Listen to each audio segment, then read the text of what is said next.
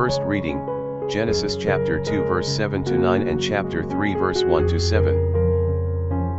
And the Lord God formed man of the slime of the earth, and breathed into his face the breath of life, and man became a living soul. And the Lord God had planted a paradise of pleasure from the beginning, wherein he placed man whom he had formed.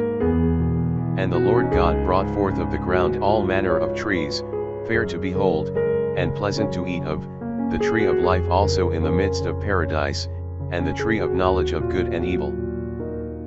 Now the serpent was more subtle than any of the beasts of the earth which the Lord God had made. And he said to the woman, Why hath God commanded you, that you should not eat of every tree of paradise? And the woman answered him, saying, Of the fruit of the trees that are in paradise we do eat. But of the fruit of the tree which is in the midst of paradise, God hath commanded us that we should not eat, and that we should not touch it, lest perhaps we die. And the serpent said to the woman, No, you shall not die the death. For God doth know that in what day soever you shall eat thereof, your eyes shall be opened, and you shall be as gods, knowing good and evil. And the woman saw that the tree was good to eat, and fair to the eyes, and delightful to behold, and she took of the fruit thereof, and did eat, and gave to her husband who did eat. And the eyes of them both were opened, and when they perceived themselves to be naked, they sewed together fig leaves, and made themselves aprons. Psalms chapter 51 verse 3 to 6, 12 to 13 and 17. Have mercy on me, O God, according to thy great mercy. And according to the multitude of thy tender mercies blot out my iniquity. Wash me yet more from my iniquity, and cleanse me from my sin. For I know my iniquity, and my sin is always before me.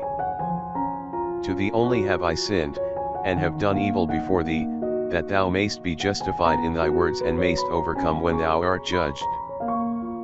Create a clean heart in me, O God, and renew a right spirit within my bowels. Cast me not away from thy face, and take not thy Holy Spirit from me. O Lord, thou wilt open my lips, and my mouth shall declare thy praise. Second reading, Romans chapter 5 verse 12 to 19. Wherefore as by one man sin entered into this world, and by sin death, and so death passed upon all men, in whom all have sinned.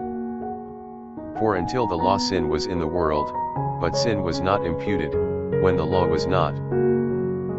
But death reigned from Adam unto Moses, even over them also who have not sinned after the similitude of the transgression of Adam, who is a figure of him who was to come. But not as the offense, so also the gift. For if by the offense of one, many died, much more the grace of God, and the gift, by the grace of one man, Jesus Christ, hath abounded unto many. And not as it was by one sin, so also is the gift. For judgment indeed was by one unto condemnation, but grace is of many offenses, unto justification. For if by one man's offense death reigned through one, much more they who receive abundance of grace, and of the gift, and of justice, shall reign in life through one, Jesus Christ. Therefore, as by the offense of one, unto all men to condemnation, so also by the justice of one, unto all men to justification of life. For as by the disobedience of one man, many were made sinners, so also by the obedience of one, many shall be made just. Gospel, Matthew chapter 4 verse 1 to 11. Then Jesus was led by the Spirit into the desert, to be tempted by the devil.